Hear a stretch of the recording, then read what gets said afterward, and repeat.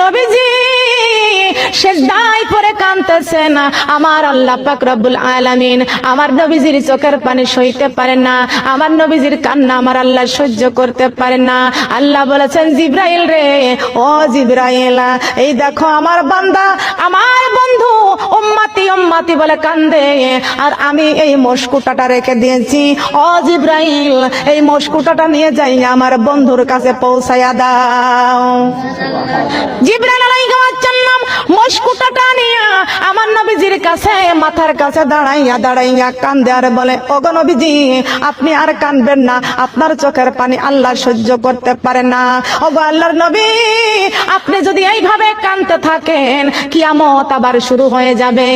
ওগো আল্লাহর নবী, আপনি মাথা ওঠান, আপনি যে গুনাহগার উম্মতের জন্য কাঁদতেছেন, ওই জাহান্নামের ডাকের চোটে হাসরের ময়দান থরথর করে কাঁপতেছে, আপনার উম্মত গুলো সব বেহুশ হয়ে পড়ে যাইতেছে। ওগো আল্লাহর নবী, আপনি চিন্তা করবেন না, আপনি টেনশন করবেন না, আপনার চোখের পানি মহান আল্লাহ সহ্য করতে পারে না। আপনি সিজদা উঠান, আপনার উম্মতের জাহান্নাম থেকে ফয়সালা দেওয়ার জন্য হাসরের মাঠে আপনার উম্মতের জন্য পুরস্কার দিয়েছেন আমার আল্লাহ।